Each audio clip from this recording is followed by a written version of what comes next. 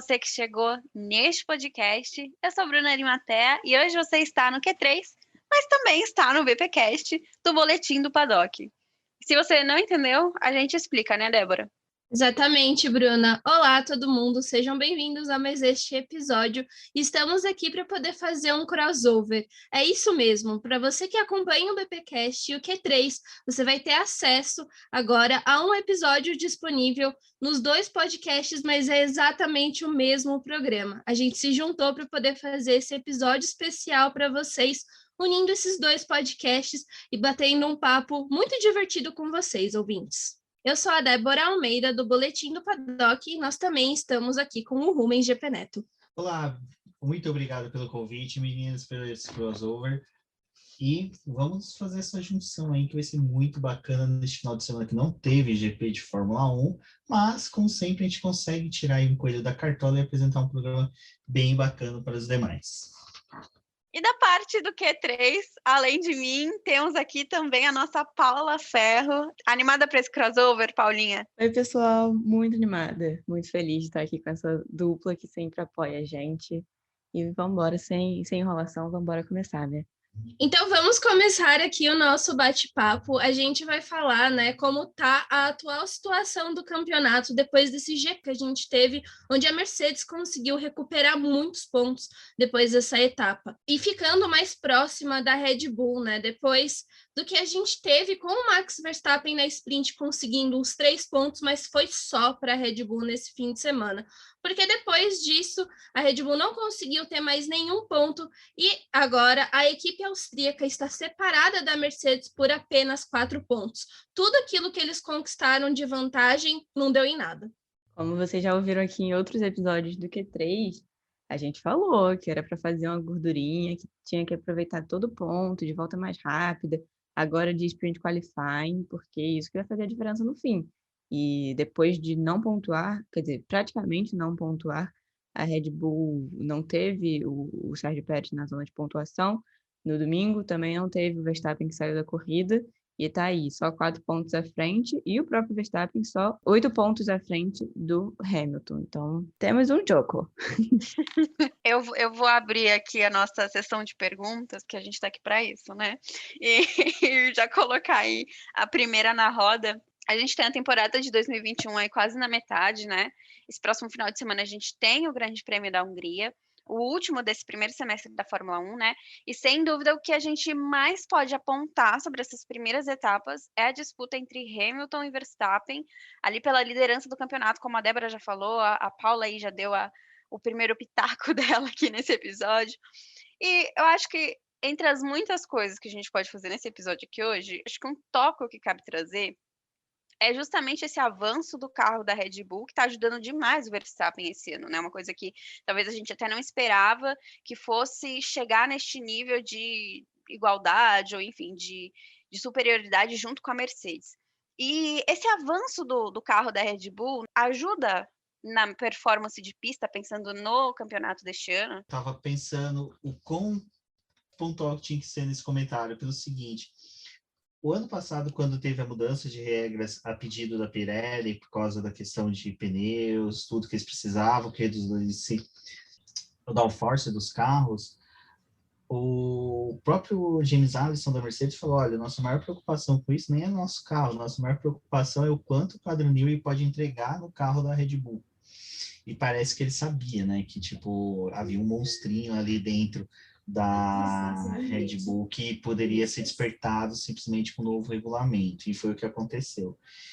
Eu acho que o ano passado a gente já estava vendo um Verstappen muito forte, mas faltava carro. Eu acho que o carro foi só os 10% do que a gente precisava ver de um Verstappen desse ano. Eu acho que o carro contribui muito, mas só que eu pelo menos vi um Verstappen muito mudado esse ano. Acho que a possibilidade de êxito na disputa para o título fez com que ele se centrasse mais e fosse bem mais assim consistente, ele entregasse mais, mas o carro também está ajudando muito nessa temporada. É Adrian Newey, né? Aquele cara que a gente nunca pode descartar ele num campeonato. Acho que Adrian Newey sozinho se forma como uma entidade que orbita ali a Fórmula 1 sem precisar ter muito, tipo, participação da própria Red Bull, vamos por dessa forma. Eu tô com o Rubens nessa, eu acho que o Verstappen vem amadurecendo há alguns anos, né? Já teve muita besteira por aí, já foi muito intempestivo, tem esse perfil mais explosivo, mas esse ano ele parece que tá mais calmo, mais centrado, mesmo quando tem reclamação, não é mais aquela bomba relógio no rádio. Então, além do avanço no carro, porque realmente está muito mais confiável, o fator motorista, né, o fator braço, eu acho que está desequilibrando muito também. Ele está sendo muito consistente, até em pontos que ele às vezes dava uma vacilada, como eu já bati nessa tecla algumas vezes, da largada, que ele dava umas bobeadas, e esse ano foi uma coisa que ele se destacou. Estou aí acompanhando o relator. A gente olha essa parte do Verstappen, esse amadurecimento, acho que a gente vai falar muito disso aqui nesse episódio, a gente tira a última corrida, né? Com certeza. Uma coisa à parte, assim. Essa nula. Exato. A gente faz um parênteses nessa, porque assim, eu também vejo o Verstappen. Eu vou nem falar assim de maturidade, né? Porque a gente sabe que ele é super novo, mas ele tá na Fórmula 1 há muito, muito tempo. Mas a gente vê assim, acho que é realmente isso que vocês falaram, dele tá centrado assim, de casar esse carro com esse Verstappen desse ano, né? Então, acho que o GP, esse último GP aí da Inglaterra foi um parênteses nesse sentido. A postura dele, a postura da Red Bull foi bem assim, apenas não. Mas se a gente for olhar pelo lado desportivo assim da coisa dessa temporada, acho que ele realmente está fazendo uma temporada quase impecável, assim, né? Eu acho que assim, o Verstappen ele entrou numa posição esse ano que ele foi vendo que as coisas foram se desenvolvendo muito bem para o lado da Red Bull, né? Então, quando a Red Bull começou a assumir a liderança do campeonato, assim como ele, porque aconteceu na mesma corrida, né, lá em Mônaco, acho que mudou também um pouco a postura dele, né? Porque ele tinha que estar mais centrado, ele tinha que realmente derrotar o Hamilton é muito difícil. Pelo psicológico, você não vai conseguir derrotar. Então, você tinha que ter ação em pista, né? Mas eu vejo que, assim, os últimos anos, o Verstappen, ele ainda tinha um psicológico meio fraco, sabe? Tipo, ele era um piloto muito agressivo, mas ele não sabia muito bem dosar algumas medidas que ele teve, né? Então, para mim, eu acho que esse ano ele conseguiu se colocar numa posição melhor e, tipo, perceber, olha, eu tenho um rival à altura, mas eu preciso estar mais centrado também, porque o meu fraco, acho que é essa questão mental.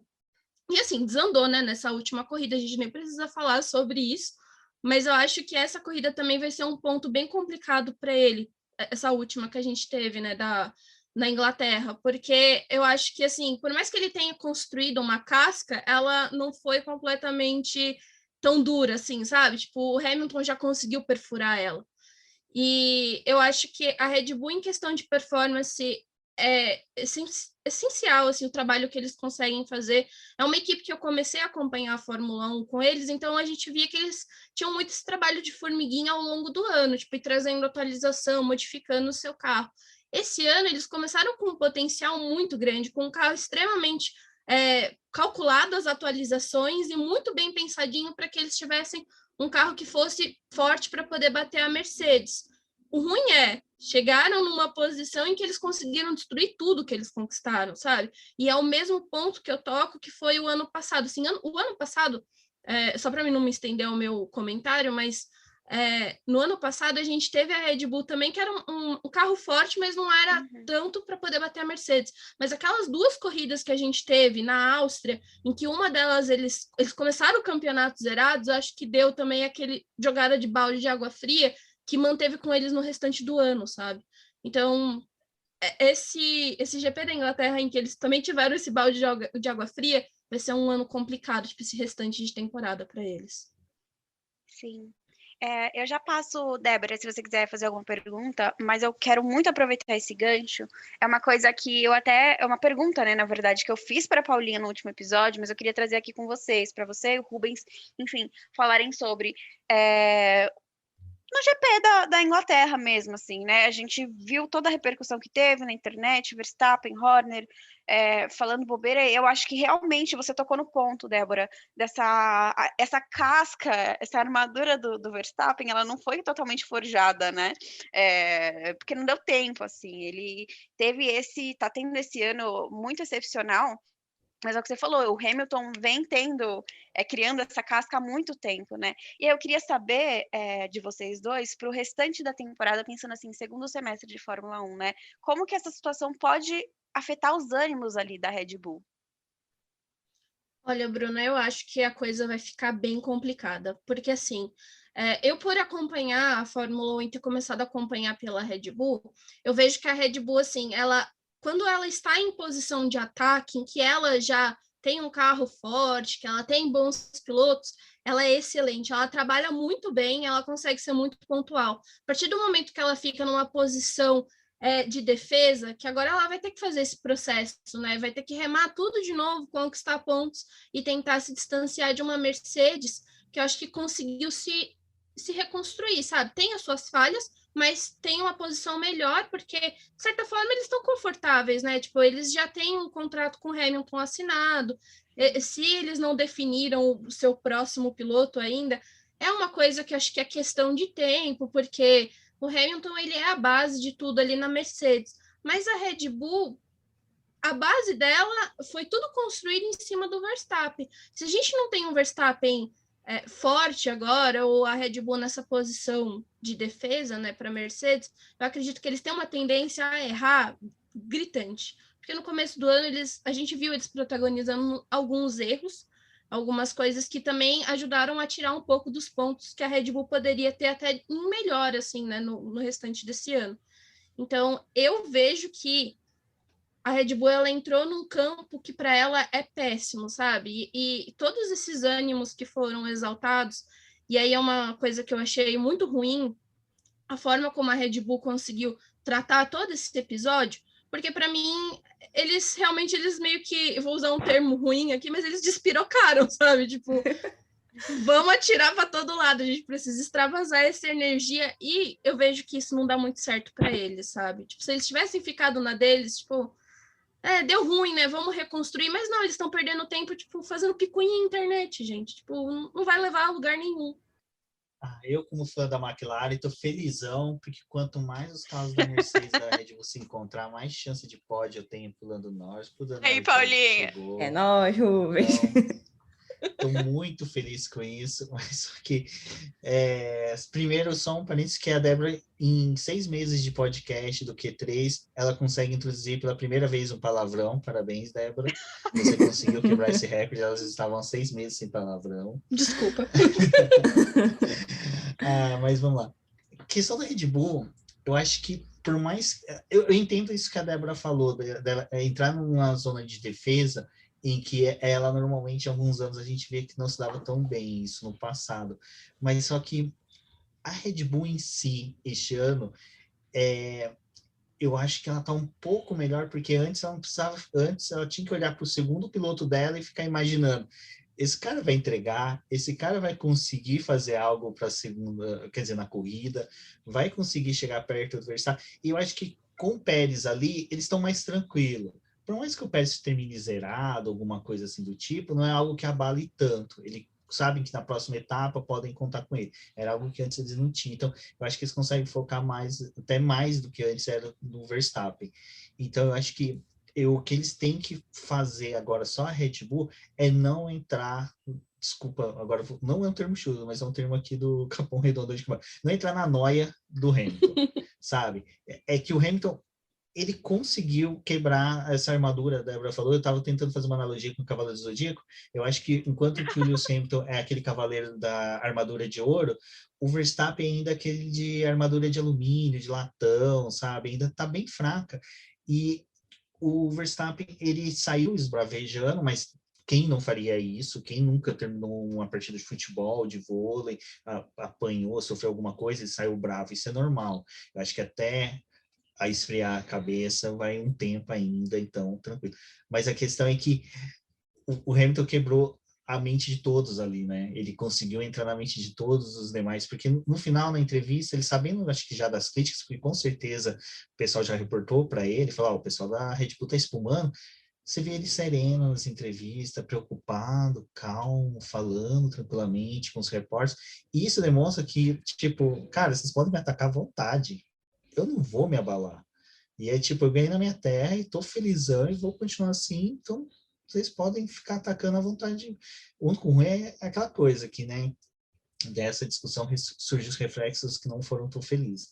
Mas eu acho que a Red Bull ela só tem que realmente focar no Verstappen agora, sabendo que o Pérez vai entregar, mas que eles têm que tranquilizar o Verstappen, porque meu medo é do Verstappen, sinceramente, numa primeira curva, querer decidir com o Hamilton e acabar os dois batendo, porque é uma coisa que a gente não via com outros pilotos que disputavam títulos diretamente. Às vezes eles não se encontravam tanto na pista, sabe?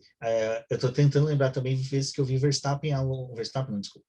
O Vettel e Alonso se encontrando na pista, sabe? A gente não via, a gente vê o Vettel e o Webber encontrando na pista, mas o Fernando Alonso e Vettel não. O Lewis Hamilton poucas vezes teve que disputar a posição. Então, eu acho que como os dois disputam muito mais posições, eu acho que é tranquilizar o Verstappen é o foco principal que a Red Bull tem que ter para o final do ano. E eu quero fazer só um adendo, porque como a Bruna falou, ela me fez essa pergunta no nosso último episódio, mas a gente gravou no próprio domingo, pouco tempo depois da corrida, antes disso tudo aumentar e virar uma bola de neve e acabar nos ataques racistas lamentáveis que a gente viu. Mas analisando antes a postura da Red Bull, a postura do próprio Verstappen, de rechaçar a comemoração do Hamilton, de ficar até o meio da semana falando que ia apelar para a FIA, para a direção da Fórmula 1, para aumentar a punição, sendo que, assim, eu mantenho a minha opinião de que não devia ter acontecido nenhuma punição ao Hamilton. Não sei vocês, mas eles ficaram batendo nessa tecla em vez de setar a cabeça para o próximo GP, e aí eu acho que mostra um desequilíbrio, em certo ponto, porque foi, na minha opinião, né, reforçando, foi um incidente de corrida, as pessoas começaram a olhar mais para a consequência do que para o próprio lance. Então, como a consequência foi muito grave, o impacto de 51G choca, mas eu acho que o que aconteceu mesmo ali, o toque, foi do jogo. Então, a Red Bull cai nisso e fica aí falando, vai para a mídia e reforça. O Christian Horner dá aquela chorada que a gente já sabe que ele gosta de dar. E eu acho que se eles se mantiverem assim, vai ser muito perigoso, porque você fica aí batendo na tecla e sendo reclamão da situação. Se você esquecer do seu, de fazer a sua parte, né? Pô, babou. Você pode aí botar as coisas a perder. E se o Verstappen, que teve esse rompante, né, de desequilíbrio, de destempero, até posso falar assim, se ele voltar para a velha forma, né? Eu acho que aí ele desperdiça tem chances de desperdiçar, quer dizer, uma grande temporada. Então, acho que tem que ter muita, muita atenção nesse ponto. E eu tenho até uma observação, porque eles mostram que eles só se importam com as situações realmente quando ocorre com eles. Porque ano passado a gente teve lá a batida muito dramática do Grosjean, muito grave, que, assim, por uma besteira a gente poderia ter perdido um piloto. E o Verstappen dá um show de falta de empatia depois da corrida, e agora ele vem cobrar empatia, queria que o Hamilton não tivesse comemorado do jeito que comemorou, sendo que não é uma posição dele para essas situações, é uma posição de quando ele é o desfavorecido, ele é o prejudicado. E aí eu acho isso bem equivocado. E aí é muito do que o Rubens falou, né, que passa por esse ponto, é que o Verstappen ele precisa botar a mão na consciência e entender que ele não pode perder essa temporada, enfim, que aconteceu uma corrida e ele tem que seguir o que ele estava fazendo antes. O problema, né, vem quando quem vai acalmar o Verstappen? Se o Horner estava com a mesma opinião, Helmut Marko nem se fala o que ele pensa, né? Eu fico pensando assim, realmente, quem lá dentro, o que lá dentro vai fazer com que a Red Bull possa voltar aos eixos, né? Bruna, eu acho que essa é a posição da Red Bull, sabe? Infelizmente, na época ali que a gente tinha as corridas, né, em que o Vettel ainda estava na equipe, tinham erros do Vettel que hoje depois que passou a época que eu era aquela fã que defendia o Vettel a todo custo, sabe? Agora olhando de uma forma mais crítica às corridas, eu acho que teve alguns momentos em que o Vettel também ele cometeu erros. E a postura do Christian Horner era sempre passar a mão na cabeça dele e falar que ele não estava errado. Assim, só que naquela época, acho que a gente não tinha tanto ainda as redes sociais muito infladas, sabe? Ainda as pessoas estavam se encontrando, mas hoje a nossa posição é, tipo, acontece alguma coisa, a gente vai pro Twitter, tipo, a gente consegue ter na nossa timeline pessoas que pensam muito parecido com a gente, ou que a gente consegue trazer comentários deles que ficam muito próximos. Então, assim, naquela época, talvez comentários do Horner não ficavam tão acesos. Hoje fica porque a gente está muito mais conectado do que naquela época. E, obviamente, são pilotos de perfis diferentes, né? O Vettel também nem rede social ele tem. Tipo, o Verstappen, ele foi para rede social, né? Então, a gente teve um choque de torcidas e um choque da Red Bull com a Mercedes muito complicado. E eles se aproveitaram desse palco que eles têm e da torcida que a Red Bull formou nesses últimos anos, principalmente agora com o Verstappen, né? Um outro perfil de público. O Verstappen, ele também pega muito do pessoal mais novo, que começou a acompanhar a categoria agora, que acaba gostando da forma como vê ele como um piloto que pode brigar contra o Hamilton, que tem uma posição ali, e aí acho que extrapolou demais, assim, tipo, foi para um nível que eu fiquei assustada com as coisas que eu vi nessa última semana, sabe? Tipo, eu não imaginava que o esporte que eu acompanhava ia virar uma coisa dessa, e eu fico com aquela tensão do que vai acontecer nas próximas corridas, porque para mim é meio que, agora, na minha cabeça, meio que certo. Quando chegar o GP da Holanda, se o Verstappen tiver uma oportunidade, ele vai tentar jogar o Hamilton para fora da pista, sabe? Eu acho que esse é um problema, porque é um perfil meio que da Red Bull, de passar a mão na cabeça do seu piloto a todo custo. E como a Débora comentou com a gente aqui, não tem como não falar sobre toda essa situação que rolou, né, depois da corrida na Inglaterra. Foi uma avalanche de críticas, comentários racistas que surgiram nas redes sociais ofendendo o Hamilton. A gente viu isso no Twitter, a gente viu isso no Instagram. Eu acho que dificilmente quem estava nas redes sociais nesse dia da corrida não viu nada, porque foi assim, realmente absurdo, né? E aí as equipes até fizeram aquela notinha de repúdio que a gente pensa, tipo, nossa, não é isso que vai resolver, né? Mas, sinceramente, eu não vi isso muitas vezes na Fórmula 1. Nem sei se eu já tinha visto isso antes, né? E aí a impressão que fica, pelo menos para mim, é que o Race as One lá, que é o programinha, sei lá, nem sei como nomear isso dentro da FIA, é um projeto meio falido, né? Eu acho que é um projeto total falido, assim, porque a categoria não se motivou a fazer absolutamente nada com isso. Eu acho que a gente já discutiu isso várias vezes, mas é uma coisa que ficou muito só num adesivo, num slogan e não foi para frente. Eles tentaram abordar tanta coisa que não abordaram absolutamente nada.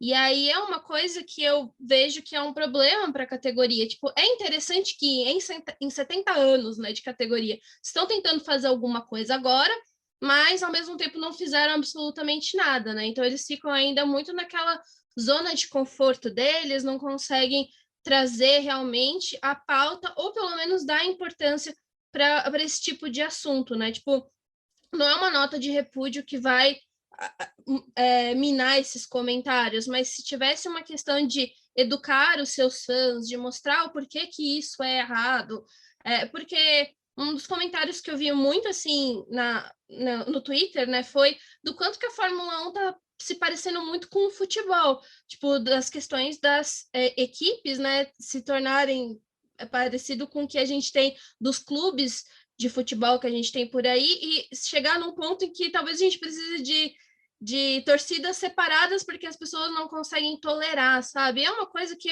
na minha cabeça não funciona, sabe? Eu fico abismada com esse tipo de coisa que está acontecendo agora, sabe? 2021, não é no começo de uma categoria, sabe? Já teve muitos anos para a gente poder discutir isso, a gente precisa discutir ainda, mas não está indo para frente. Eu até falei aqui com o meu irmão no dia da corrida que quando começaram a pipocar os ataques, os comentários, eu falei que é muito pesado, né? Porque qualquer piloto do grid atual vai sofrer crítica. Todo mundo erra, ninguém é perfeito, todo mundo desliza, ok, é do jogo. Mas, dentre todos, só o Hamilton sofre racismo. Então, às vezes, vai parecer que são apenas críticas para ele, mas são carregadas de racismo. As coisas, quando são com ele, são mais pesadas porque temos um pano de fundo racista. Então, essa mensagem na segunda-feira, por mais que seja rara e pareça muito regulamentar, tem que existir, é óbvio, mas não pode parar nela. Até porque, assim, a gente vê que a Red Bull não parou na questão, sabe? Por mais que você tenha questões sobre o incidente entre Hamilton e Verstappen na corrida, quando você vê isso acontecendo, é tão grave que você tinha que deixar a sua reclamação de segundo plano, porque aquilo está inflamando os torcedores. A gente vê os holandeses se criando site para organizar, jogar tomates no Hamilton no GP da Holanda. Isso é inimaginável para qualquer outra pessoa. Ou seja, só pode ser por causa do racismo.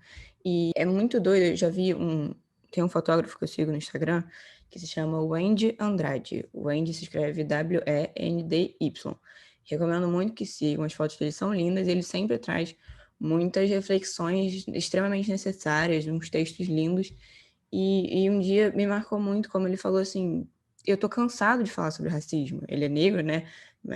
E fala assim, estou cansado de falar sobre racismo. Vocês, brancos, resolvam isso. Esse é um problema que vocês criaram, é um problema que vocês perpetuam. A gente sofre com isso e a gente ainda tem que resolver. E é isso que a gente vê na Fórmula 1. O problema é de todos. A gente tem aí 70 anos de esporte. Agora que estamos falando em inclusão e diversidade por causa do único piloto negro do grid, e ninguém mais se movimenta se não for por ele, que é a vítima da história. Isso é inimaginável, sabe? Então, é muito doido como tudo parte dele, e se ele não fizer, não acontece nada.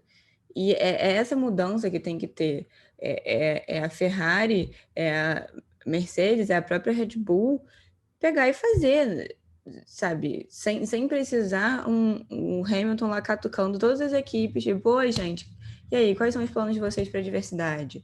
E ele ir lá atrás de fazer uma comissão junto com a Academia Inglesa de Engenharia para promover mudanças para que no futuro a gente tenha um esporte mais diverso.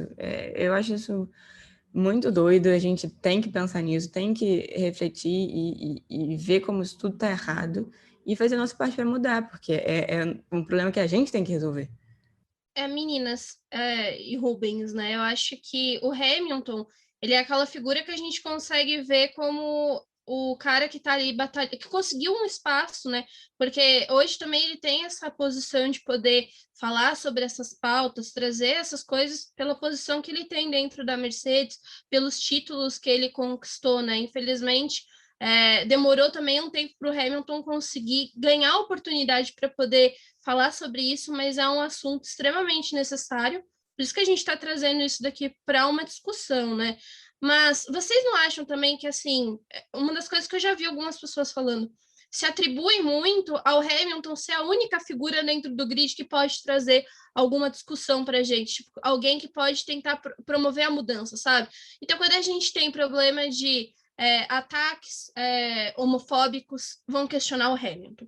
Quando a gente tem essas questões racistas, vão perguntar ao Hamilton. Mas essa pergunta não se expande para o restante do grid, sabe? Se não é ele que vai lá e cutuca o pessoal para poder falar sobre isso, todo mundo finge que nada está acontecendo, sabe? Tipo, não é um problema que me atinge, então eu não preciso tratar sobre isso. Como que vocês veem isso e como vocês acham que as coisas podem mudar, sabe, mais para frente? Se é uma questão de as equipes trazerem essas pautas para os seus pilotos, porque eu entendo, os caras também são funcionários das equipes, né? Muitos não vão passar por cima porque eles também não criaram uma gordura dentro da Fórmula 1. Tipo, alguns estão ali que a gente sabe que a qualquer momento pode ser chutado, tanto por algo que falar, mas também por algo que fizer em pista. Mas até que ponto que essas equipes também podam esse pessoal, sabe? Até que ponto o pessoal das equipes influencia muito no que seus pilotos falam ou não falam para a mídia, e no quanto que eles também não ajudam o Hamilton absolutamente nada. Tipo, até que ponto que eles gostariam de ajudar, sabe? E não podem fazer nada.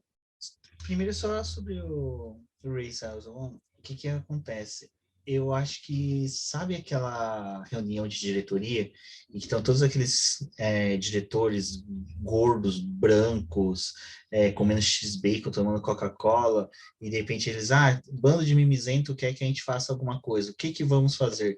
Alguém fala, olha, a nossa gráfica vive falando que como a gente gasta milhões de dólares com impressão de adesivos de propaganda, a gente pode gastar alguma com propagandas promocionais. Vamos fazer alguns adesivos de um arco-íris, e vamos distribuir por todo o paddock, perfeito, o pessoal vai escalar. Me parece que foi isso que eles quiseram fazer. Eles quiseram criar uma campanha, meio que para deixar todo mundo contente, pensando que, tipo, não ia ter mais nada. E foi ao contrário. Eles começaram a sofrer críticas e não mudaram, continuam, estão inertes, continuam na mesma. É o que eu comentei com a Débora antes. Enquanto que a Fórmula 1 não sentir uma perda de público, uma perda de orçamento, uma perda substancial de valores, ela não vai se movimentar. A mesma coisa vai acontecer com equipes. Equipes, enquanto que não sofrer perdas assim, consistentes, não vai mudar. A gente teve o caso do Mazepin, em que a Haas foi nitidamente bombardeada nas redes sociais, na mídia, e passou em branco. Então a gente já percebeu que, enquanto que for leve as pancadas que as equipes e eles sofrerem para poder se movimentar contra qualquer tipo de preconceito ou racismo, ninguém na Fórmula 1 vai mudar. O fator Lewis Hamilton, e isso é uma coisa que eu achei interessante que a Paulinha falou, é verdade, é só ele que tem que ser questionado. É a mesma coisa que me irrita quando tem alguma coisa no Brasil e o pessoal vira assim, mas tal jogador não vai falar nada, tal atriz não vai falar nada. Tá, peraí, essas pessoas têm que falar e nós, né? Nós não temos que falar, nós não temos que nos posicionar, a gente não tem que trazer essa discussão também para nossas pautas, como a gente está fazendo aqui agora. Quantos podcasts, quantos youtubers não tem que, assim, simplesmente passaram batido nisso. E aí, depois surgem essas notinhas de repúdio que, cara, quem que mexe com criação de conteúdo sabe, você não gasta nem 10, 20 minutos construindo uma imagenzinha daquela, jogando no Instagram e publicando, ponto. E é aquela sensação que eu tenho que as equipes fazem isso, alguns pilotos vão lá, dá RT, compartilha no seu stories e sai satisfeito, sabe? Faz a manobra do golfinho. Exato. Então, eu acho que enquanto que a Fórmula 1 não sentir isso na pele delas, alguma perda, não vai ser grande. E aí o pessoal fala assim, mas quanto que tem que ser isso? Tem que ser muito grande, porque a gente já viu a Fórmula 1 correr na África do Sul, no meio do apartheid, recebendo críticas do mundo inteiro, mas daí, fizeram os GPs lá na África do Sul e dane-se, sabe? Agora, até a Fórmula E vai voltar para lá, eu torço para que a Fórmula E faça algo sobre, sabe? Eu aproveite a ida lá para poder apresentar essas discussões. Ela que tem uma visão um pouco mais diferente que a Fórmula 1, até mesmo no seu propósito de existir. Mas eu acho que, enquanto que ainda as equipes manobrarem pilotos e pilotos não se sentirem obrigados a participar, a gente não vai ter mudança alguma. A minha esperança é Fórmula 3, Fórmula 2, esses movimentos do Lewis Hamilton começar a mudar a cabeça desses pilotos que estão mais abaixo, mas apesar que a gente não vê muito ainda, mas eu torço para que aconteça, e as meninas da W Series, que vêm também trazendo essas ideias, porque é algo que é cultural, não vai mudar, sabe? A gente tem ali a presença, que nem a gente estava conversando outro dia, eu e a Débora, as equipes têm mecânicos que são negros, provavelmente deve ter mecânicos que são homossexuais. Pô, por que não faz um conteúdo nas suas mídias sociais com esse pessoal, para essas pessoas falarem como é o dia a dia dela, como elas se sentem, mostrando para a sociedade que, olha, vocês são preconceituosos, mas a estrutura da Fórmula 1 já tem essas pessoas. Por que vocês estão, sabe, atacando o Lewis Hamilton, sendo que a Fórmula 1 sempre cresceu com pessoas que eram iguais a ele. Então, para mim, eu vou ser sincero, eu acompanho a Fórmula 1 assim, dia a dia, de forma ferrenha, desde 98, 99. Eu não acredito que nos próximos 10 anos a gente vai ver mudanças drásticas, sabe? Eu acho que a gente vai ver um crescente do Hamilton com a comissão Hamilton na questão do racismo, na inclusão social. Eu vou ver um Sebastian Vettel numa briga muito grande para a questão do meio ambiente, que eu falei com a Débora, achei uma pauta muito legal que ele adotou para ele, porque é uma pauta que é possível ele discutir. A McLaren com a questão do indivíduo, né, do individual, não do coletivo, falando, olha, cada um tem que cuidar da sua cabeça, né, da sua mente e tal. Então, eu acho que vão ter essas inclusões, mas nada que vai ser tão grande para a gente mudar os cenários da Fórmula 1. É uma questão até que essa comissão Hamilton, né, que o Hamilton montou, visa e para os próximos anos, né, mesmo, né, para começar a trazer isso para a Fórmula 1, mas de fato a gente não vai ver resultado daqui 1, 2 anos. Eu acho que esse é um sintoma que é quase inevitável hoje, e isso é muito ruim, tá? A gente se perguntar o que vai ser dessa parte da Fórmula 1 quando o Hamilton sair. Porque assim, o Hamilton tem, óbvio, tá numa fase espetacular e tem contrato renovado, mas o Hamilton já passou dos 30, né? A gente sabe que ele não vai ficar na Fórmula 1 para sempre, mesmo que ele assuma algum outro tipo de algum cargo e continue à frente dessa comissão, que eu acredito que não vai ser uma coisa que ele vai abandonar. Mas o próprio sintoma da gente se perguntar o que vai ser da Fórmula 1 nesse aspecto de trazer essa discussão sem o Hamilton, é um sintoma disso, porque, poxa, o Hamilton é um dos 20 pilotos que tem no grid. A gente não tinha que depender só dele no sentido de ele ser o responsável por trazer isso, né? E o que me preocupa, assim, é que a gente já tem visto um grid muito novo. A gente tinha uma Fórmula 1 que por muitos anos, quer dizer, hoje ainda, se a gente for falar de diretoria, enfim, é uma categoria encabeçada por uma elite branca, velha, masculina. Mas quando a gente vem para o grid, a gente tem pilotos que são mais novos, pilotos que, poxa, em teoria não conviveram assim com esse pensamento tão nocivo que a Fórmula 1 foi nutrindo ao longo dos anos. E mesmo assim fica tudo em cima do Hamilton, né?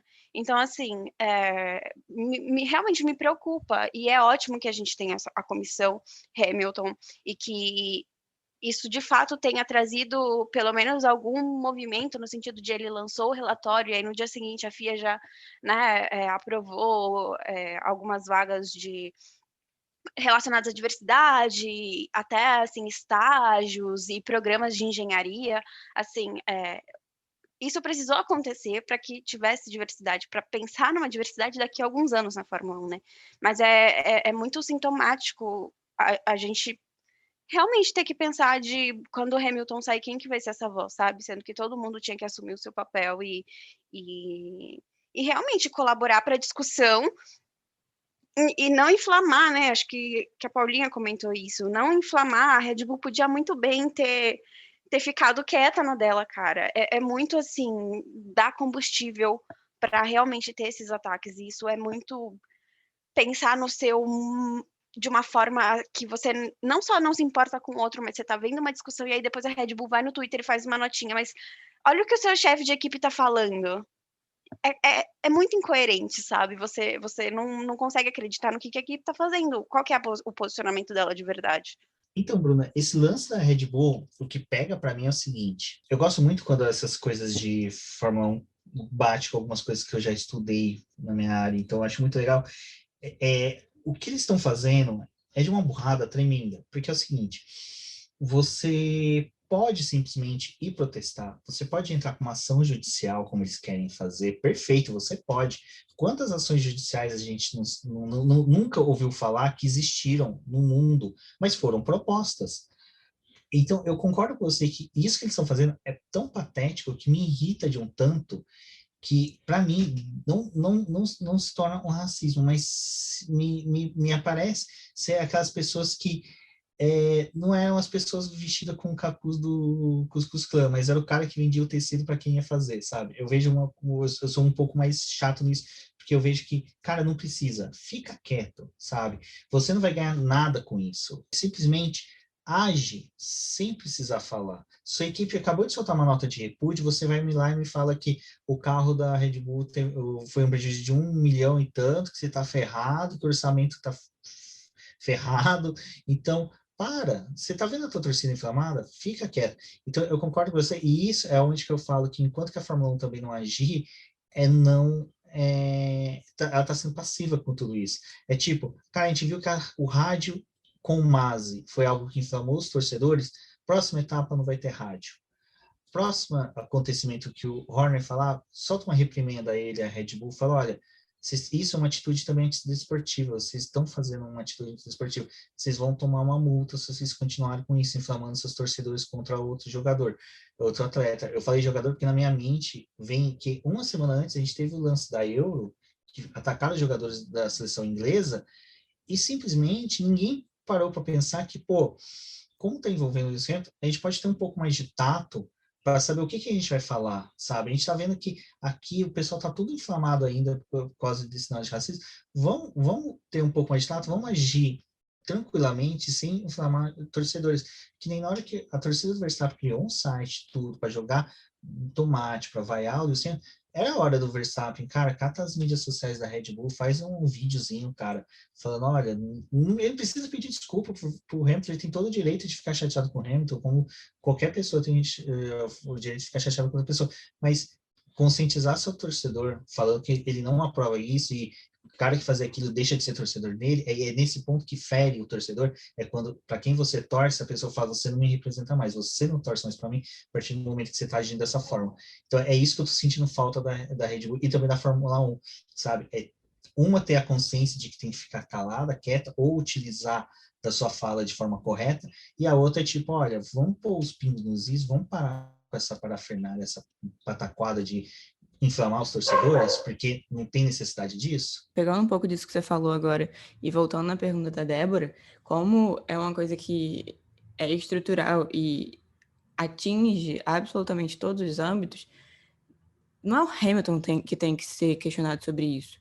Cabe até a nossos colegas, a parte da imprensa, chegar e bater assim: oi, Bottas, tudo bem? O seu colega foi atacado. O que você acha que você deveria fazer? Como mudar isso? Oi, Verstappen, tudo bem? A sua torcida atacou o Hamilton. O que você acha que tem que mudar? Como fazer isso parar? Porque essas pessoas que estão ao redor dele têm que ser questionadas. Eu vou até sair um pouco do automobilismo para fazer um paralelo com algo que aconteceu recentemente no futebol. A gente viu o escândalo com o Rogério Caboclo, ex-presidente da CBF, que agora está afastado. Pipocaram denúncias de assédio sexual contra ele, e aí foram direto questionar a Pia Sundhage, a técnica da seleção feminina, a Marta, e aí a Pia tinha uma relação de confiança com ela responde isso na entrevista, mas fala, por que vocês vêm só questionar a mim? Não chega pros jogadores da seleção masculina, pro Tite, e fala, oi, olha só, o principal representante dessa instituição, da maior entidade do futebol brasileiro, fez isso. E aí? O que isso quer dizer? O que isso representa para vocês? O que vocês vão fazer contra isso? Porque não são as vítimas que têm que se movimentar. São as pessoas que estão, entre muitas aspas, na classe do agressor. Então, todo mundo nessa história, desde a gente aqui até eles lá, tem que mudar a postura, tem que mudar esse olhar.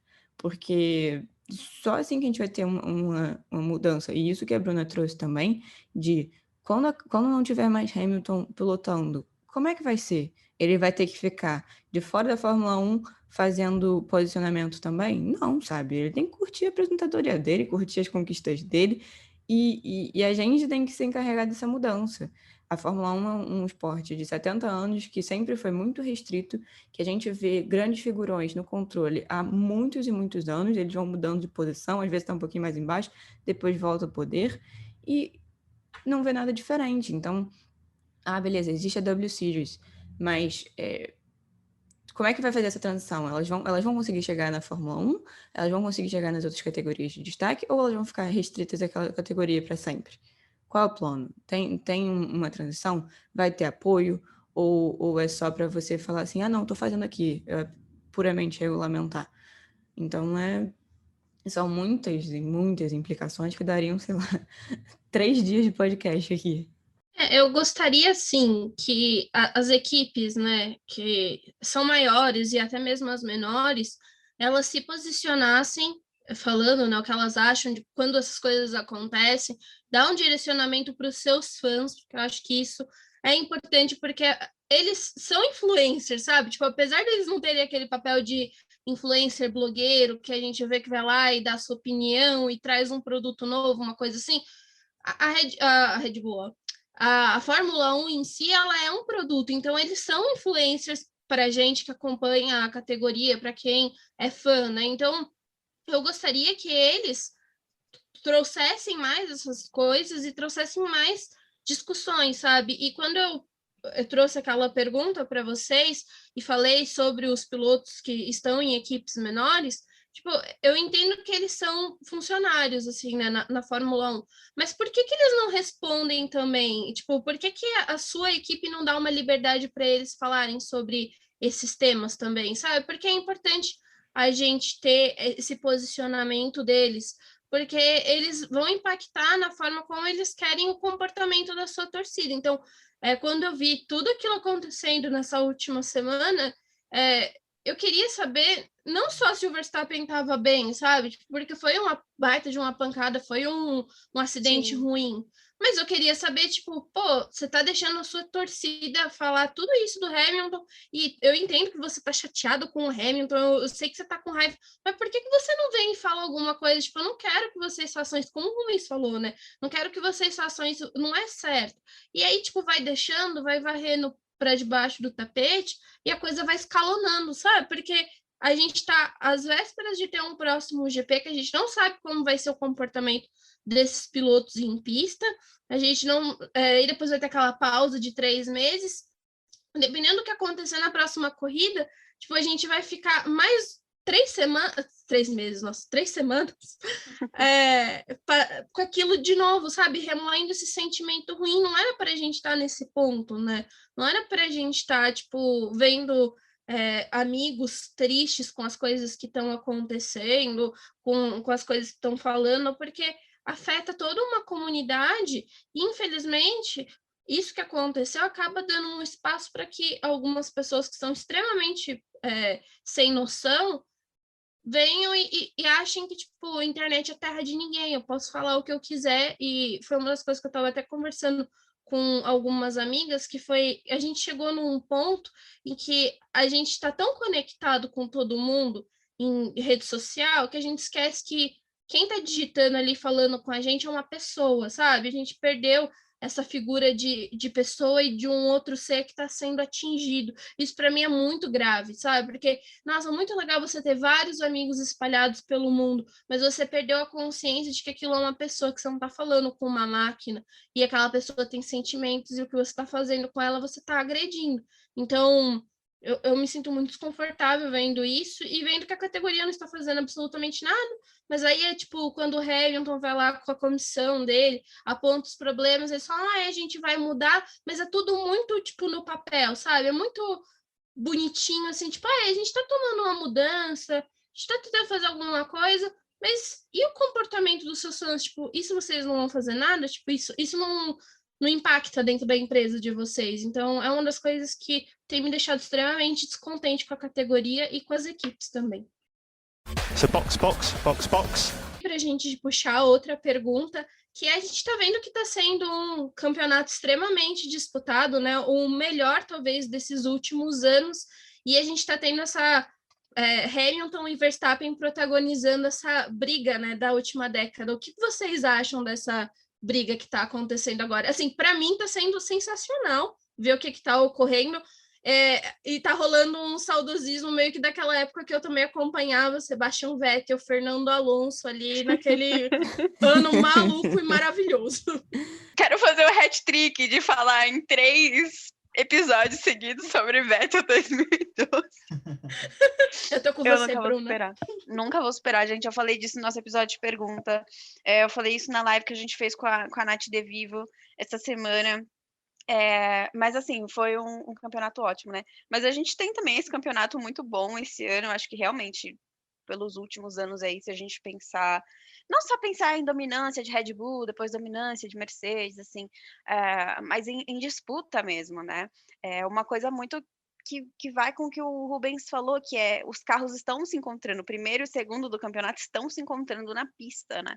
Não é só questão de somar pontos pura e unicamente na tabela, eles estão se encontrando na pista. Eu acho que isso é muito legal, acho que a gente ganha muito, e eu particularmente gosto muito de ver o quanto o Hamilton, depois de tudo que ele fez, depois de tudo que ele ganhou, né, e com um adversário que hoje é um piloto muito bom, com uma equipe muito boa, como a gente já falou aí da Red Bull, falando tecnicamente, né, porque senão parece que a gente está sendo super amigo, mas que tem condições técnicas de competir, como ele leva a temporada, assim, não importa se ele já ganhou 7 títulos, ele quer mais um. E ele tem um adversário à altura, então agora ele vai lutar, né? E, então é muito legal, para mim está sendo um campeonato bem espetacular, assim, acho que por esse saudosismo de não ver isso há tanto tempo, acaba sendo uma das coisas mais legais de acompanhar aí. Eu acho legal também que não tem briga só no topo, né? A gente vê a McLaren e a Ferrari em uma briga bem apertada pelo terceiro lugar. Tem o Norris que tá pontuando todas as corridas, o Ricardo que parece que agora está engrenando e está se encontrando na equipe, o Sainz que já começou melhor e que igualmente com o Leclerc tem feito um bom desempenho, e aí na galera um pouco mais de trás, na AlphaTauri, o Tsunoda às vezes vai bem, o Gasly às vezes vai bem, varia um pouco mais, é um pouco mais irregular, mas aí a gente já teve Aston Martin no pódio, o Vettel tá melhor que o Stroll, né? O Stroll tem ficado um pouco mais atrás, a Alpine, o Alonso parece que está mais encaixado, o Ocon se perdeu um pouquinho nessas últimas corridas, mas a gente vê disputas em quase todas as instâncias ali do grid, e isso é muito legal, porque proporciona, né, se você tem um apego a um piloto que às vezes anda um pouco mais atrás, ou uma equipe, você ainda assim vai ter situações interessantes, mesmo que não seja uma briga por vitória, uma briga por pódio. E acho que isso deixa tudo mais legal. E eu tenho, assim, amigos que eu consegui, felizmente, influenciar digitalmente com o surgimento do Q3, que me mandam mensagem, voltei a ver, e eles voltam a ver, quem já teve o contato, e está encontrando um campeonato muito legal. E acho que até pro plano da Fórmula 1 de se tornar mais popular, de se conectar com novas gerações, é o que precisa ter, é o maior cartão de visitas, não tem. Se tiver um sprint qualifying e o formato que der certo, só vai dar certo se tiver realmente competitividade e briga. É isso que a gente quer ver. O lance desse ano de ter os dois primeiros colocados se encontrando em pista para disputar a posição, para mim, é o que está sendo uma das coisas mais gostosas. Eu lembro de temporadas que a gente teve disputas ferrenhas por título, como Michael Schumacher e Jacques Villeneuve, ele contra o Damon Hill, depois contra o Mika Hakkinen. Não tinha tanto isso, era difícil ele se encontrar na pista. Tudo bem que quando o Schumacher também se encontrou com eles, né, deu no que deu. Mas depois a gente veio tendo temporadas em que o primeiro colocado disparava no campeonato, disparava também nas corridas e não encontrava tanto. E isso, eu acho que esse ano está sendo mais gostoso. A gente tem os líderes se encontrando, e uma coisa que a Paulinha apontou que eu achei muito interessante é o seguinte: a gente está tendo disputa também no meio do grid, no final do grid, assim, mas só que não é aquela disputa que a gente tinha também antes, que era uma equipe conseguia pontuar com os dois pilotos, mas só que eles não se encontravam com o adversário. A gente tinha uma oscilação do campeonato e não uma disputa do campeonato. A gente tinha dois pilotos abandonando, aí dois pontuavam, e chegava nessa próxima corrida, os dois que pontuaram no anterior não pontuavam e outro pontuava. Não, a gente tá vendo disputa na pista, sabe? Cara, Fernando Alonso e o Tsunoda disputando posição, Vettel e Alonso, naquele momento em que eu falei, as viúvas da época do Vettel e Alonso na Red Bull e Ferrari, amor. Eu, por exemplo, tava pirando na batatinha quando eu vi aquilo ali, mesmo que foi só um instante, foi aquele instante de felicidade em que você pode ficar tranquilo o resto do dia. Então, isso que está sendo o tesão dessa temporada. A gente está tendo disputa em todos os momentos, em todos os pontos da pista. Você pode ver que a transmissão às vezes consegue ficar cortando não só para aquela coisa do chegar e ainda abrir asa, não, eles cortam para outra cena em que o piloto já está tentando a ultrapassagem, isso está sendo muito legal. O lance da McLaren e da Ferrari, que para mim está sendo lindo, a gente teve aí na última corrida disputa direta por posições, né? E aí tem aquele fã que fala, mas o Sainz não ultrapassou o Ricardo, tem algo de legal nisso? Lógico que tem, primeiro que eu sou uma clarista, fiquei feliz pra caramba, e outra que o que é legal é você ver a defesa do outro piloto, sabe? Eu acho que a galera gosta muito de ultrapassagem, mas você vê defesa, você vê o piloto construir defesa bem feita, é uma coisa muito gostosa. E é isso que está sendo legal essa temporada. Eu acho que é uma das temporadas que se a gente pode só, tipo assim, pegar um palitinho e jogar só um ou dois pilotos para fora do grid, que talvez não seriam tão bons. Mas o grid completo é um grid muito bom, é um grid muito interessante de se assistir correndo, sabe? Então, eu tô gostando demais dessa temporada por isso. Essa entrega que está sendo feita por todos está sendo muito gostosa de assistir. Eu só ia fazer um comentário muito rápido em cima disso, é que a gente tem um grid de muita qualidade, um grid onde os pilotos têm características diferentes, né? Então a gente tem falando do meio mesmo do grid, a gente tem um piloto que larga muito bem, a gente tem um piloto que defende muito bem. Eu canso de falar, cara, do Gasly, o quanto ele surpreende, assim, porque ele defende muito bem, ele segura carros muito melhores que os dele, né? E tem piloto que ataca bem, e tem piloto que conserva bem pneu, então, assim, eu acho muito legal que, além de toda a qualidade, a gente tem muitos talentos diferentes, né? Fazendo ali o meio do grid, principalmente, ser essa disputa que a gente tá vendo. Eu concordo demais com você, Bruna. E assim, quando você olha todo essa construção desse campeonato, tá sendo muito legal ver, obviamente, o Hamilton e o Verstappen disputando, mas para mim, olhando assim, a disputa do quinto lugar ali entre Aston Martin, AlphaTauri e a Alpine tá sendo sensacional também, porque aí a gente coloca, né, 6 pilotos brigando ali por pontos e tentando a todo custo terminar entre os 10, e aí, conforme eles vão conseguindo terminar ali, a gente vai vendo, tipo, mexer realmente, pelo menos essa parte ali da tabela de construtores, né? Então, eu acho que está sendo uma temporada muito rica e era isso que a gente gostaria de ver em outros anos também, né? E nos próximos anos é ter essa aproximação de todo o grid para que isso se torne, essas disputas, né, não se tornem uma coisa tão pontual, mas se torne uma coisa que faça parte, né, do que é a Fórmula 1, da gente ter chance para todo o grid.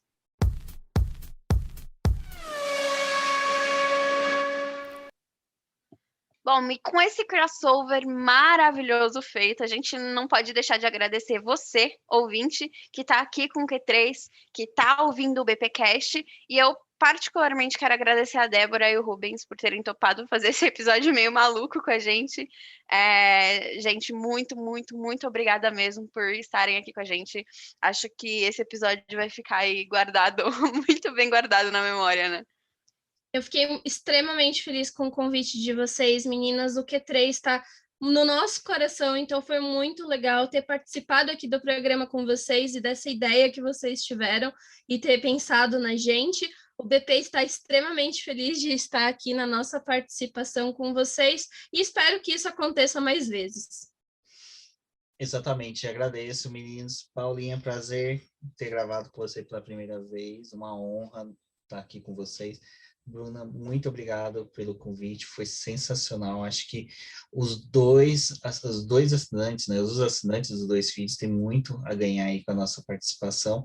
E se você é ouvinte do BBcast, ouça o Q3, assine eles lá no Spotify, em todas as redes sociais, acompanhe também, porque vale muito a pena.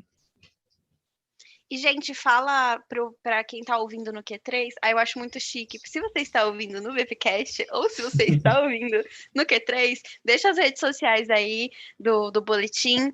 Bom, pessoal, o Boletim do Paddock está nas suas redes sociais como Boletim do Paddock, no Twitter como @diznoboletim, mas tem uma campanha extremamente especial lá no YouTube, a gente está tentando chegar aos nossos 2.000 inscritos, e se rolar isso, o Rubens vai fazer um chui para vocês em live. Então, olha, tá imperdível, vão lá, se inscrevam também no nosso canal, porque é extremamente importante. E meninas, deixem também as suas redes sociais para quem está escutando vocês, né, pelo BP. Eu vou aproveitar aqui para agradecer também. Assim como eu falei ontem, né?